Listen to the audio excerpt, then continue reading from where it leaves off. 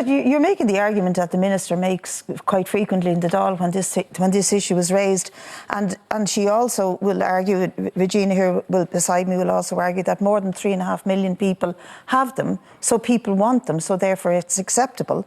Well, I can just speak for the people I know, including myself, is that there was a certain feeling of compulsion that you have to get this if you want to renew your driving licence. You have to get this if you want to apply for other services of the state. And very recently, those who wanted to access the new child support that the government were giving out were told they needed this new card in order to do it, the new public services card, and then they pulled back from it. Well, there's obviously harm in it if somebody like Helen Dixon, who's a very professional and is appointed because of her professional capability, has adjudicated that there's legal loopholes here, that they haven't legislated properly for how it's being used.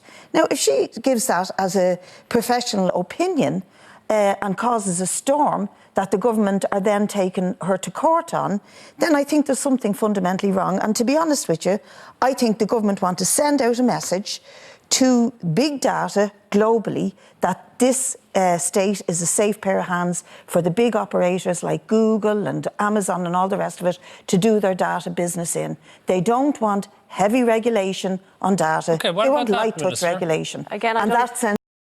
So it's a real contest for the first time in 12 years. The tragedy is that their policies, there isn't a cigarette paper between them when it comes to the actual implementation of their policies. And it was shown clearly in the things we discussed tonight. The stuff that Regina discussed in her department, the pension issue, the identity card issue, were introduced by Fianna Fail and the Greens, implemented by Fine Gael and Labour, and further implemented by Fine Gael and the Independents. Policy-wise, there's no difference between us. We need to break the cycle. We will have more on the loom.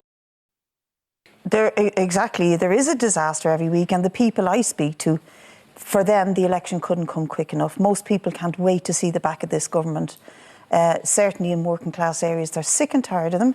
They're sick and tired of the housing crisis, the homelessness, the trolley crisis, and the debacle this week over celebrating the oppressors of the movement for Irish independence has just been unbelievably outrageous, and they don't read the mood music. They don't read the mood music of the people of this country at all. It is waffle. There's a very interesting tweet from Jean Kerrigan. I think you should read it. It's very, very good, and he really hits the nail on the button. And he quotes a tweet from Leo Varadkar, which basically says, "We should respect all traditions on our island and be mature enough as a state to acknowledge all aspects of our past." Jean retweets that, and he says, "Speaking of which, how come the Fine Gael website wipes your first party leader from history, the O'Duffy chap, Owen, the fascist, the anti-Semite, he who must not be named? Fine Gael did drop its tolerance of such people late in life, but let's acknowledge all aspects of our past." But you've been talking about the shilling off the old days.